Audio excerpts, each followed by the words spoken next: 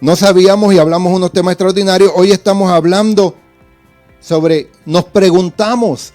Hay tantos eventos, tantas cosas que están ocurriendo en nuestra atmósfera, en la política, en los sistemas, en la familia, en los matrimonios, en la economía, en tantas cosas. Y nos preguntamos y nos hacemos muchas preguntas. Y mientras yo preparaba este mensaje me vino unas historias a memoria. Y una de las historias era la de la jirafa. La jirafa es un animal que se considera un animal elegante por su altura, por su postura, porque siempre está con una postura en específico. Y ese animal, me acuerdo unos documentales que estuve escuchando, cuando está embarazada, luego del tiempo de embarazo o de preñez, en el momento de dar a luz no se acuesta, se queda de pie, así de fichuríe, así de fina. O sea, no me importa que voy a dar a luz, a mí no me acuesta, yo me quedo levantada porque es un animal elegante. Entonces, el bebé cuando va a nacer, el bebé jirafa cuando va a nacer, ella lo tira desde su bolsa, lo tira a 3 metros de altura. Para que tenga una idea, de 3 metros de altura es casi unos 9 pies de altura. 3 metros de altura son casi 9 pies, entonces el bebé cae de una altura que nosotros como seres humanos nos preguntamos ¿por qué? Nosotros en nuestra naturaleza, en nuestro conocimiento, en lo que nosotros sabemos, nos preguntamos ¿por qué esa altura? Se va a lastimar el bebé, le va a hacer daño al bebé. Lo primero que hace la mamá una vez el bebé nació es patearlo. Lo comienza a patear. Lo comienza a patear porque lo más importante para la mamá es que el bebé una vez caiga de 3 metros de altura, es que se levante.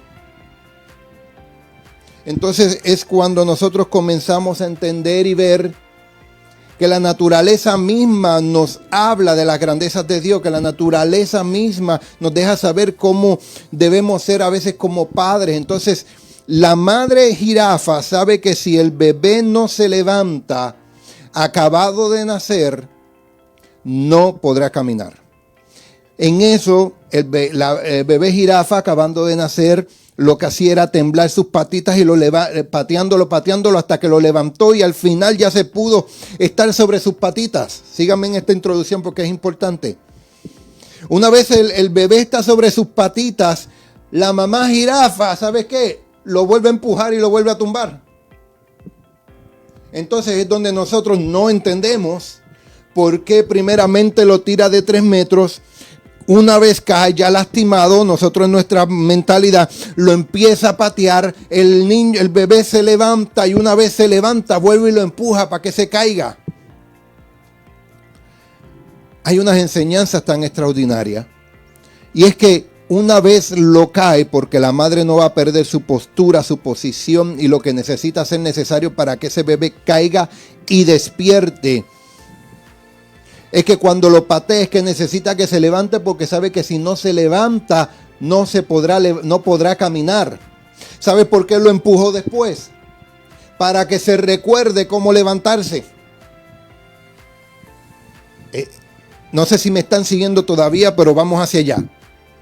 Lo tiran de 3 metros, lo patean y después que se levanta vuelven y lo empujan para que aprenda a cómo levantarse. Y eso me trajo a memoria también un conferencista que se llama Yokoi Kenji.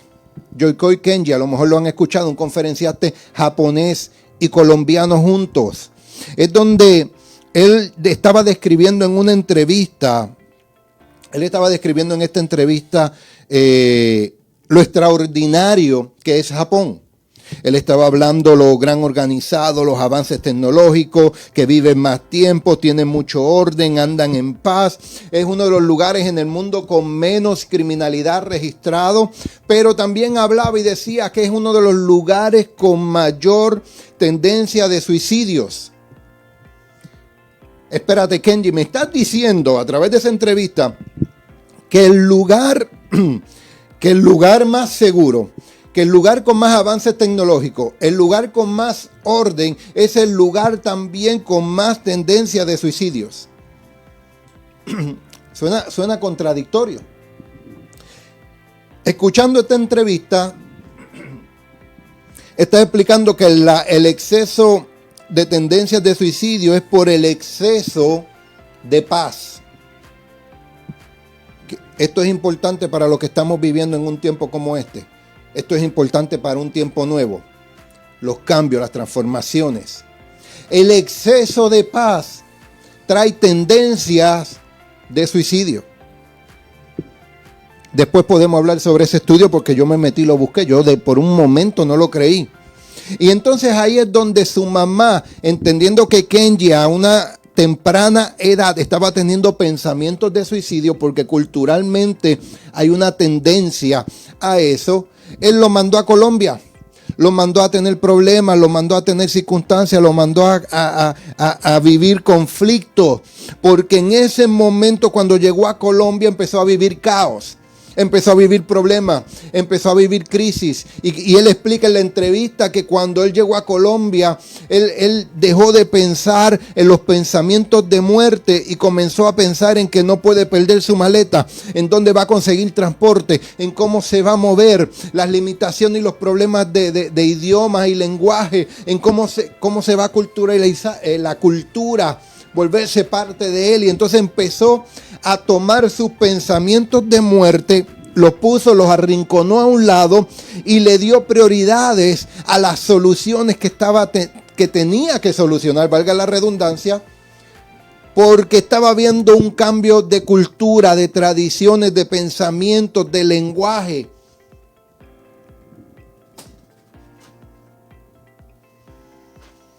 Y es donde me llevó a la palabra crisis. Y yo sé que estoy educando un poco y esa es mi pasión en el educar, pero creo que en eventos como estos que estamos viviendo es necesario.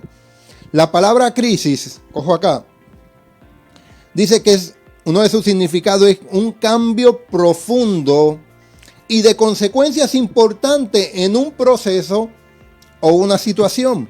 Sigo buscando qué son crisis. Son eventos imprevistos que provocan inquietud entre las personas. Sigo buscando qué es la palabra crisis y en el griego, hasta lo escribí para que vean que hice la asignación. En griego dice krinein, es separar y decidir. Eso significa crisis en griego, separar, decidir. Entonces nos lleva a tener que reflexionar para emitir un juicio. Síganme aquí, no se me vaya, porque sabes que yo seguí buscando, entonces nos metimos al idioma chino, porque me acuerdo uno de los discursos de John F. Kennedy para el 1959-1960, donde él estaba hablando de esta palabra de crisis en chino, donde se pronuncia Weiyi, no Weiyi, no Weiyi, esos puertorriqueños que piensan en el Weiyi, no es Weiyi, es Weiyi. Esa palabra Weiyi es una palabra compuesta. La palabra Wei, no la de los mexicanos, que significa peligro.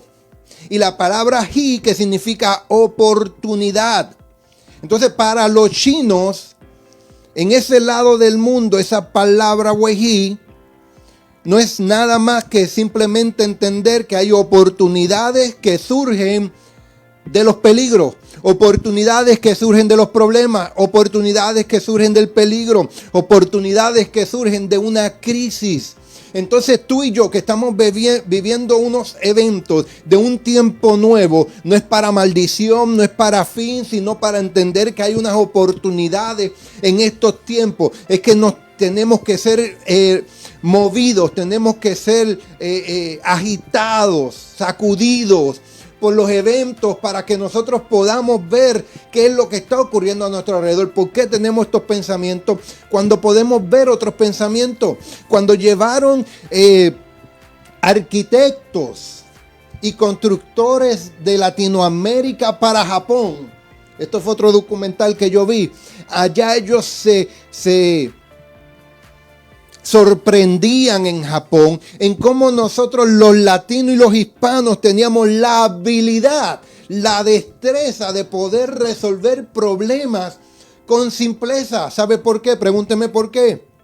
porque siempre estamos en conflicto, porque siempre hay caos y siempre hay problemas. Los caos, los problemas, las crisis, las situaciones, lo que nos ayudan es verdaderamente a encontrar soluciones diferentes a lo que un sistema nos ha dictado. Hay personas que se concentran con el sistema. Ese problema con el sistema, gracias Sabrina, así mismo es que se escribe, güey. Hay personas que están tan ajustados a los sistemas que cuando están ajustados al sistema, si el sistema habla de escasez, ellos siguen hablando de escasez. Pero cuando tú y yo en Cristo podemos entender que estamos en el sistema de Dios y que en el sistema de Dios no hay escasez. Lo que hay es proceso, lo que hay es que entender la administración, lo que hay que entender los tiempos y operar. No podemos hablar, no podemos repetir como el papagayo lo que el mundo está repitiendo. No podemos vivir como el mundo vive. No podemos repetir las estupideces que ellos dicen, porque lo que dicen son estupideces.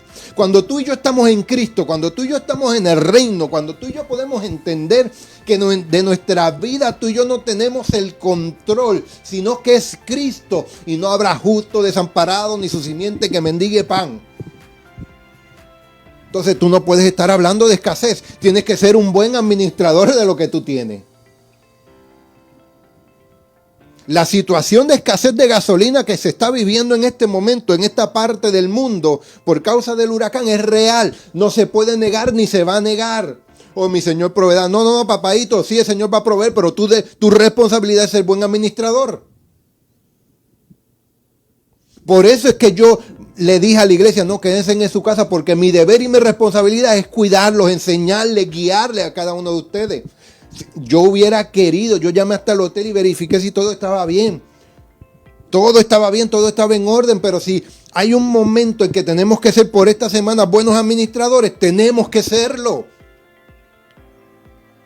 No ir a un lugar de reunión un día te va a llevar al infierno. Esas son mentiras hipócritas religiosas que te dicen.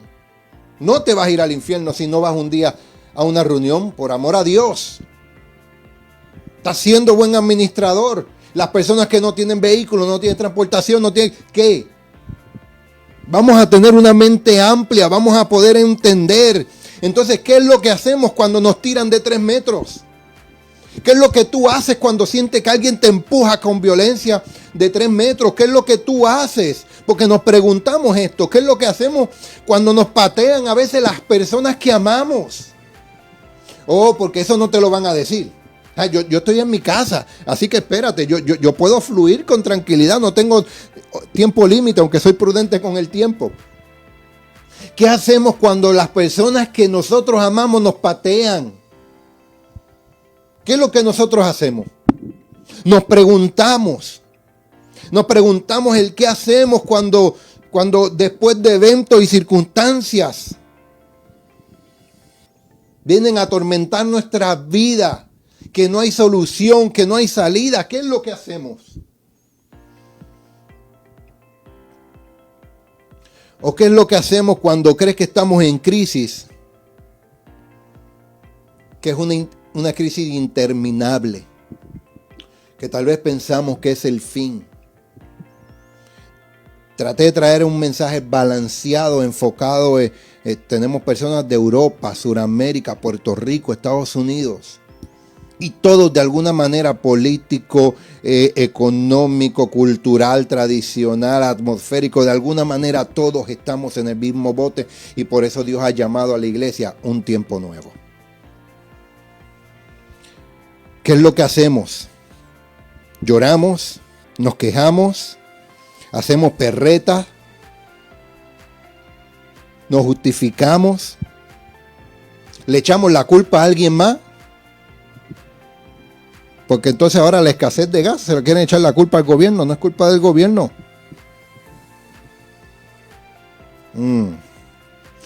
Ustedes saben la diferencia, y esto me trajo a memoria, porque también Elon Musk sacó unos robots y unos carros nuevos y la gente está alarmada como si fuera el apocalipsis, un robocito, pero ¿sabe cuál es la diferencia entre un robot y un ser humano? En que el ser humano tiene la capacidad de cambiar su destino, Tiene la capacidad de cambiar los resultados. Tiene la capacidad de cambiar su futuro. Un robot es predestinado, diseñado, programado para algo específico. Tú y yo no somos robots que un sistema del mundo nos diga, vas a vivir de esta manera. Tú y yo somos seres humanos, hijos de Dios, que nos movemos por una palabra viva, que es la palabra de Dios, donde podemos transformar y cambiar las circunstancias, donde tú y yo tenemos la capacidad de ser un termómetro y no ser un termostato. Deja de leer lo que habla el ambiente, lo que dice la atmósfera, lo que dicen los sistemas, y empieza a ser un transformador de ambiente, de atmósfera y de sistema. Tú tienes la capacidad, el desarrollo, la autoridad, el poder, los dones y la unción del Cristo para poder ser un transformador. ¿Lo estás usando? ¿O te sigues preguntando? ¿Por qué me tiraron? ¿Por qué me patean? ¿Por qué me empujan? ¿Por qué tengo estos pensamientos? ¿Por qué las crisis? Entonces, ¿dónde puedes estar en el bote de la victimología o puedes moverte a un bote de ser un transformador? Estamos llamados a ser transformadores. Y si tú estás bien, me alegro, continúa de esa manera. ¿Y ahora qué vas a hacer con lo que tienes? Ahora, ¿qué vas a hacer con otros? ¿Qué vas a hacer para otros? Porque las cosas no se pueden quedar simplemente en nosotros, para nosotros, por nosotros. Eso se llama egoísmo. Eso se llama afán.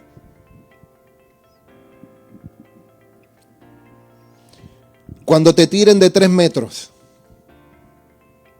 nos preguntamos qué hacemos. Te levantas. Te levantas, así sea como bebé jirafa, con las piernas temblando todas, que sientas que no tienes fuerzas, que estás lastimado y herido. Tú te levantas y aún así sea temblando, tú vas a caminar, te vas a levantar. Cuando te tiren, cada vez que te tiren, te vas a levantar. Cada vez que te tiren, te tienes que levantar. Te tienes que levantar, porque si no te levantas de donde estás, si no te levantas de ese pensamiento, si no te levantas de esos ideales, si no te levantas de esa cultura, si no te levantas de esos idealismos, no podrás seguir caminando. Serás un paralítico espiritual, serás un paralítico humano, donde dependerás de otros cuando tú deberías ser independiente. Cuando otros deberían depender de ti para tú poderlos ayudar, levantar y guiar. Cuando te pateen los que te aman. Cuando te pateen esas personas y seres queridos, esos amigos, esos líderes. Toma acción. Toma acción, no te quedes igual. No te quedes como estás. Porque el motivo que la mamá jirafa pateaba al bebé era para que no se quedara como estaba. Parecía un acto de violencia, parecía un acto de maltrato, parecía, y tal vez para el mismo bebé ellos pensaba, pero ¿qué me está pateando si yo estaba en el vientre? Si tú me decías que me ibas a cuidar, si tú me dijiste que me ibas a mantener, si tú dijiste que me ibas a guiar, tú dijiste que me ibas a ayudar, pero ahora me estás pateando. Y nos tenemos que levantar, tenemos que cambiar nuestra posición, nuestra cultura, nuestros ideales, nuestros pensamientos. Es tiempo de que haya una transformación. No de ajustarnos al sistema del mundo que se está moviendo, sino al sistema de Dios. Lo que Él ha dicho de nosotros, lo que Él cree de nosotros, lo que Él sabe de nosotros. Porque tú no estás en este tiempo, en este lugar, en donde tú estás parado por casualidad. Tú tienes un gran propósito en Dios. No nos podemos ver como las víctimas. Esta reunión no es para que me levante el ego. Esta reunión no es para que me motive. Esta reunión no es para que esta reunión es para que nos podamos levantar y hacer algo. Salir de nuestra posición común y ordinaria.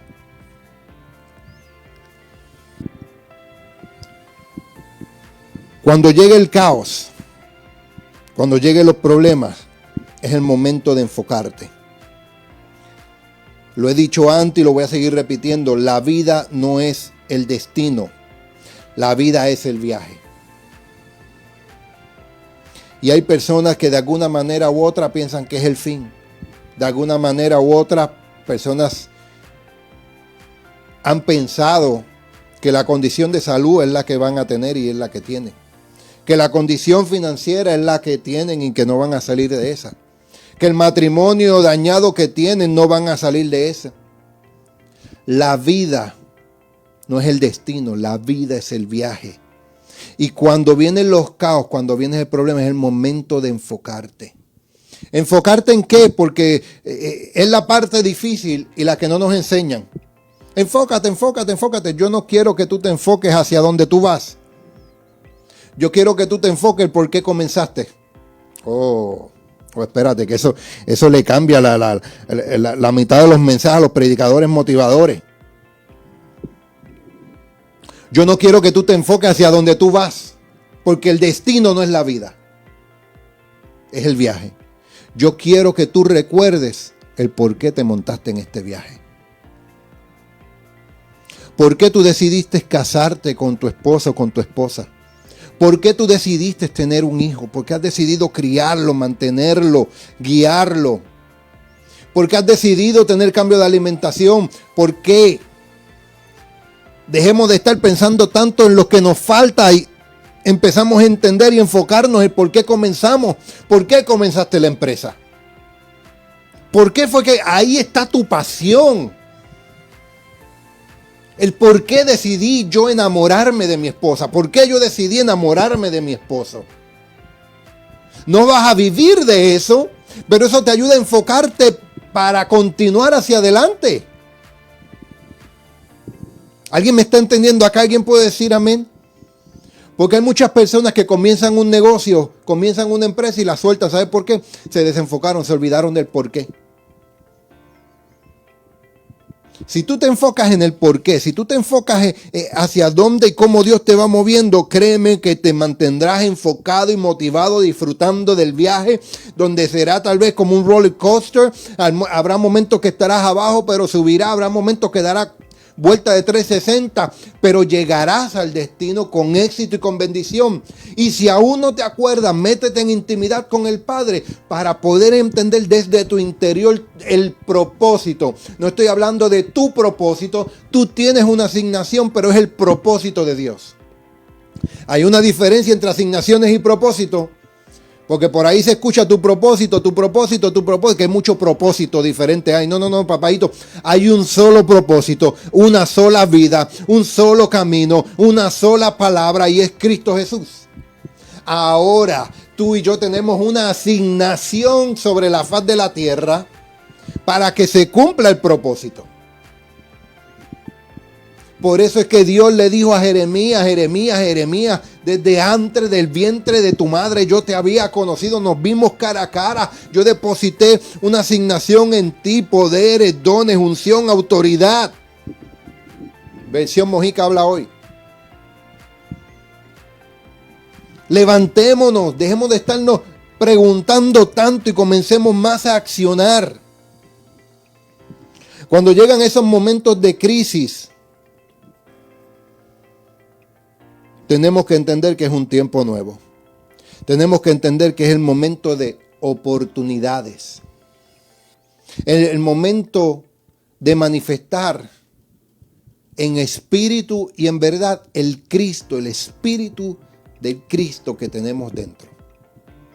Ese es el momento, es donde tenemos que reformarnos, donde tenemos que reestructurar, donde tenemos que restablecer, donde que tenemos que transformar. ¿El qué? La vida, las finanzas, la salud. Tenemos que tener una desintoxicación espiritual. Tenemos que tener una desintoxicación de los sistemas. Tenemos que tener una desintoxicación. Y eso solamente ocurre en momentos de crisis. Es donde sales de cosas tóxicas, donde sales de cosas que no necesitas y te enfocas en lo que realmente necesitas. No es vivir como pobre, pero sí vivir minimalista. ¿Cuánto necesitas? ¿Qué necesitas? Y mantén un margen. No voy a hablar de eso ahora. ¿Sabes qué es lo que pasa con la desintoxicación? ¿Sabes por qué la gente no se desintoxica espiritualmente, mentalmente, culturalmente? ¿Sabes por qué no se desintoxican y siguen corriendo con el sistema del mundo? Porque el desintoxicarse duele. El desintoxicarse molesta, el desintoxicarse es incómodo, el desintoxicarse uno se siente peor. Porque es cuando llega el momento de desaprender, de soltar para comenzar a aprender. Es cuando llega el momento de soltar, cuando tenemos esos lazos armáticos. La desintoxicación duele, molesta. Pregúntale a cualquiera persona que tuvo que desintoxicarse en salud. Tiene que estar 3, 5, 7 días en la casa sin poder salir. Desechando todas las porquerías que tiene dentro. Y eso nos da dolor, nos da... Entonces, el no querer sentir, nos quedamos fluyendo con lo que sentimos. Pero si en esta mañana, en esta tarde, tú decides desintoxicar tu cultura, tu mentalidad, tu sistema de creencia, lo que has creído que es espiritual y es religioso, yo te aseguro que al final, yo te aseguro que en un corto plazo, en el caminar, en el viaje, todo obrará para bien. Todo obrará para bien. Y quiero leer un versículo bíblico porque muchos me estarán diciendo, Mojica, ¿dónde está eso en la Biblia? Todo lo que me estás hablando, ¿dónde está en la Biblia? Vamos rapidito a Segunda de Corintios. Segunda de Corintios. Es más, yo lo voy a leer rápido. Son varios versículos, pero yo quiero que ustedes allí en su casa puedan estudiarlos. Así que si alguien me lo puede escribir en el texto, ahí en el Facebook. Segunda de Corintios capítulo 4. Puede leer todo el capítulo. Yo voy a leer del 6 en adelante. Del 6 al 18. Pero lea todo el capítulo de Segunda de Corintios capítulo 4. Dice, porque Dios que mandó que de las tinieblas resplandeciera la luz, es Él que resplandeció en nuestros corazones para iluminación del conocimiento de la gloria de Dios en la faz de Jesucristo. En la faz de Jesucristo. No en el sistema del mundo. En la faz de Jesucristo. Entendemos esta palabra. De las tinieblas resplandeció luz. Resplandecen nuestras razones para la iluminación del conocimiento de la gloria. O sea, vamos a hablar no lo que el sistema habla, vamos a hablar lo que habla la gloria de Dios. ¿En cuál? Pero en la faz de Jesucristo, versículo 7. Pero tenemos este tesoro en vasos de barro, diga, para la reformación, para esos que son vasos de barro, para poder ser reformados. Para que la excelencia del poder de Dios y no de nosotros.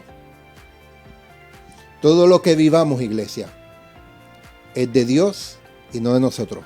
Para la gloria de Dios y no la gloria nuestra. Ahora, ¿por qué? ¿Por qué? Pregúnteme por qué. Versículo 8. Porque estamos atribulados en todo, mas no angustiados. En apuros, mas no desesperados. Perseguidos, mas no desamparados. Derribados, pero no destruido, llevando en el cuerpo siempre por todas las partes la muerte de Jesús, para que también la vida de Jesús sea manifestada en nuestros cuerpos. Porque nosotros que vivimos siempre estamos entregados a muerte por causa de Jesús, para que también la vida de Jesús se manifieste en nuestra carne mortal, para que la vida de Jesús se manifieste en nuestra carne. Yo no me estoy inventando algo. Estamos llamados a manifestar el Cristo. Versículo 12. De manera que la muerte actúa en nosotros y vosotros la vida. Pero teniendo el mismo espíritu de fe. Diga, teniendo el mismo espíritu de fe. Diga, yo tengo el mismo espíritu de fe. Conforme a lo que está escrito. Diga, lo que está escrito. Creí. Diga, creo. Por lo cual hablé. Nosotros también creemos, por lo cual también hablamos. Sabiendo que Él resucitó el Señor Jesús, a nosotros también nos resucitará con Jesús y nos presentará juntamente con vosotros. Versículo 15, porque todas estas cosas padecemos por amor a vosotros, para que abundando la gracia por medio de muchos, la acción de gracia sobreabunde para la gloria de Dios. Nosotros estamos llamados a manifestar la gracia y la gloria de Dios. Versículo 16. Por tanto, no desmayemos. Antes, aunque esté nuestro hombre exterior nuestro hombre exterior se va desgastando, el interior no obstante se renueva de día a día. Diga, es tiempo de renovarnos. Porque esta leve tribulación momentánea, lo que tú estás viviendo es leve, momentáneo, que produce en nosotros cada vez más excelente y eterno peso de gloria.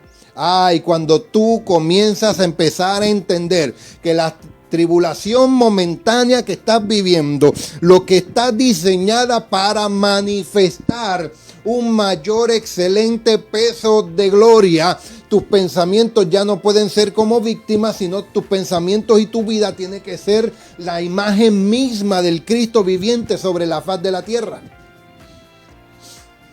18, cierro con esto. No mirando nosotros las cosas que se ven. Te lo voy a repetir.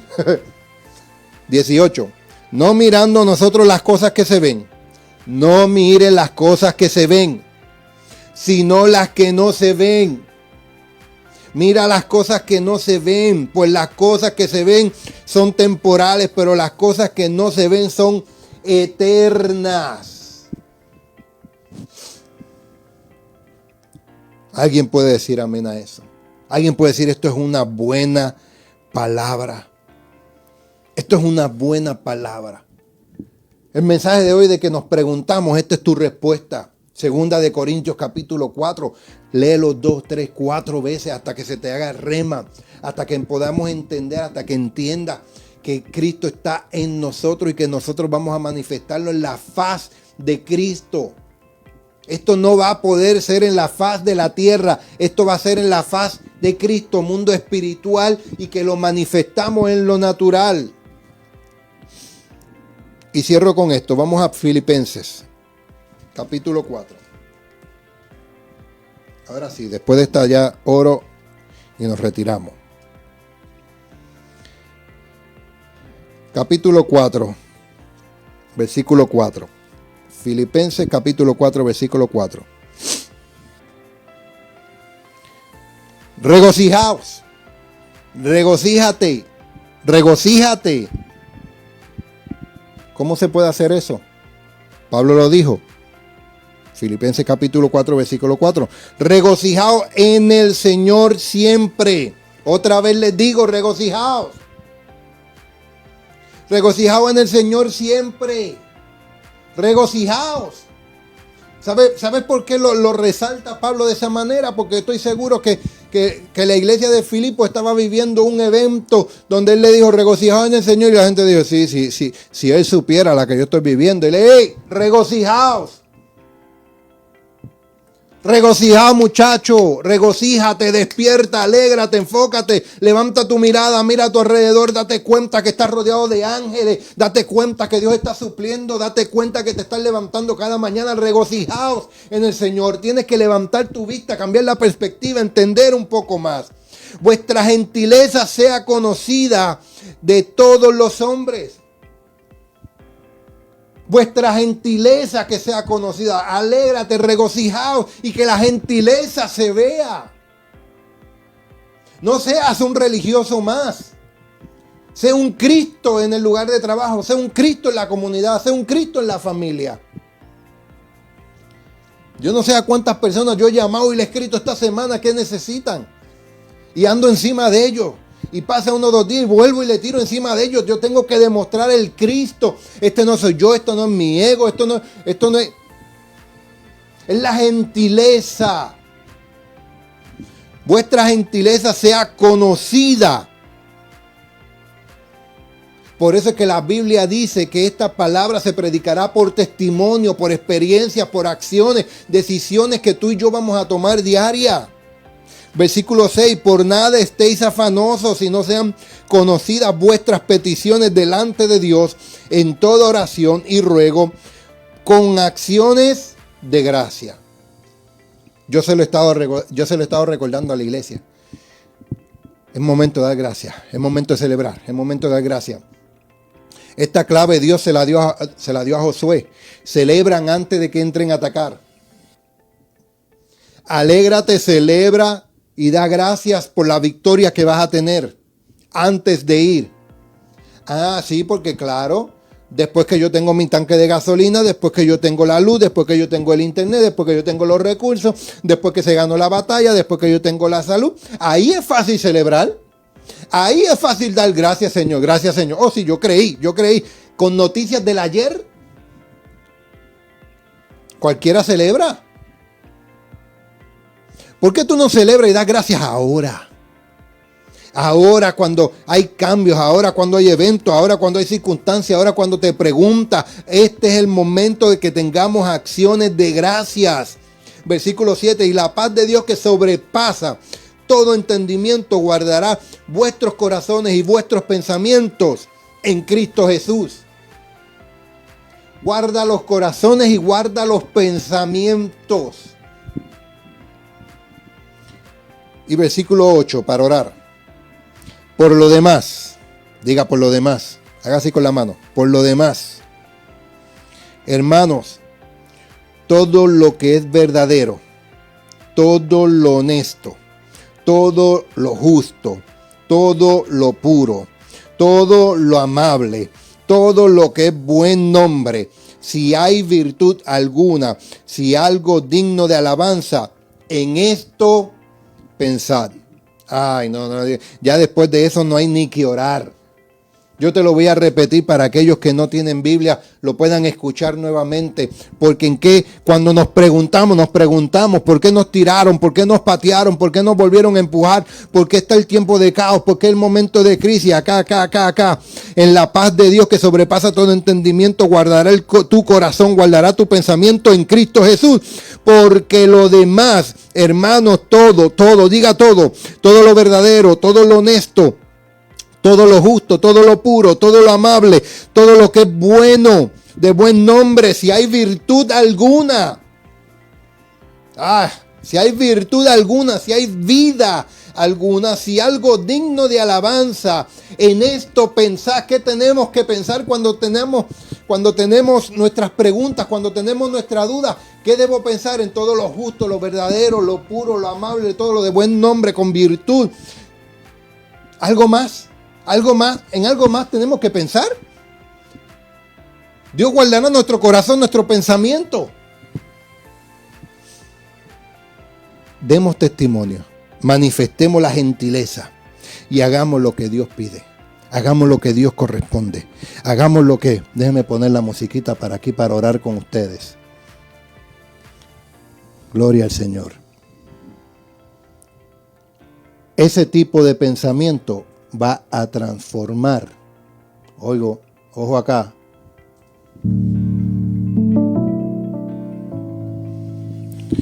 Ese tipo de pensamiento va a transformar los eventos de tu vida.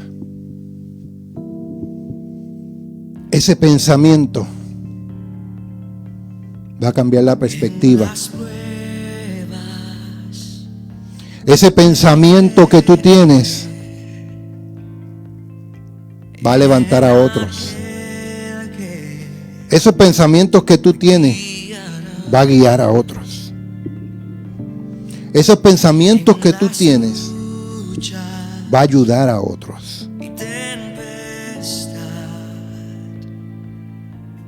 ¿Cuáles son tus pensamientos en esta mañana?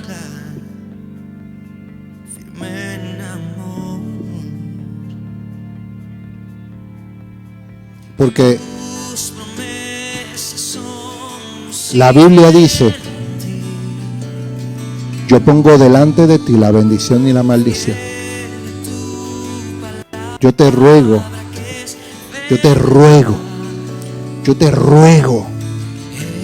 que escojas la bendición.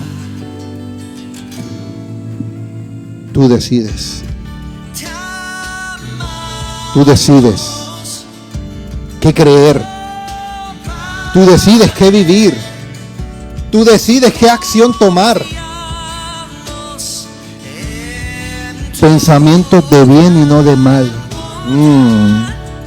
Eso es lo que yo tengo para ti, te dice el Señor. Siento ese WhatsApp del cielo que Dios te está diciendo: pensamientos de bien y no de mal. Pensad todo lo bueno, pensad todo lo puro, pensad todo lo bueno, todo lo de buen nombre, todo lo de virtud. Piensa en eso.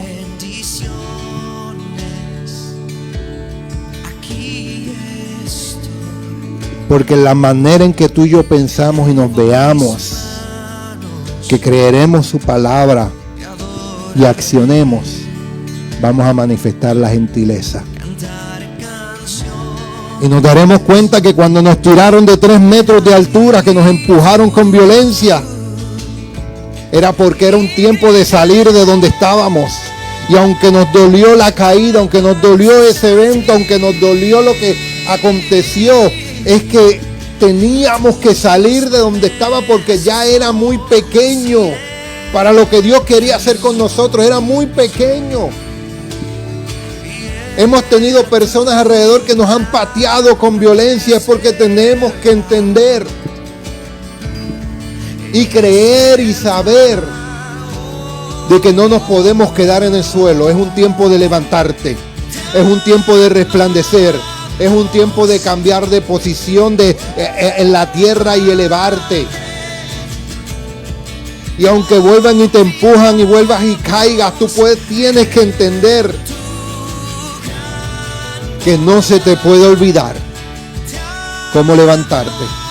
Porque vendrán eventos a tu vida, vendrán acontecimientos, vendrán situaciones que te ayudarán, te caerá y tendrás que saber cómo levantarte de nuevo en Cristo Jesús, en la fe.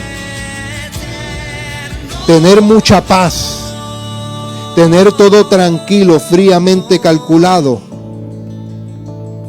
está comprobado que lleva a la muerte. Pero cuando tenemos alguna turbulencia nos mantiene con vida, nos mantiene enfocados, nos mantiene dirigidos. Y cuando vienen esos cambios, no es para mal, es para mantenernos con vida, para encontrar soluciones en donde muchos otros no encuentran soluciones, para ver cosas donde muchos otros no ven cosas, porque la crisis que ha llegado, la crisis que toca a tu puerta, ese momento que tú crees que es de crisis, es de oportunidad, de decisiones, de reflexionar, de restaurar, de reformar, de reestructurar, de rehacer algo con la perspectiva y la visión de Dios, no con la del mundo. Dirigir a tu familia y tu casa por cómo está en la palabra y no por cómo el mundo dictamina. Llevar tu vida, tu ministerio, tu empresa, tu matrimonio por cómo está en la palabra y no por cómo dice el mundo. Es la decisión de nosotros cuando nos preguntamos, y por eso es que Dios te invita a que en esta mañana, en esta tarde, no importa los eventos, las circunstancias que tú puedas vivir, Filipenses capítulo 4 manifiesta la gentileza que hay en ti, pero no te olvides que pensad siempre en lo verdadero, en lo honesto, en lo justo, en lo puro, en lo amable, en lo de buen nombre, de virtud, porque eso transformará tu vida, eso transformará tu casa, eso transformará tu ministerio, eso va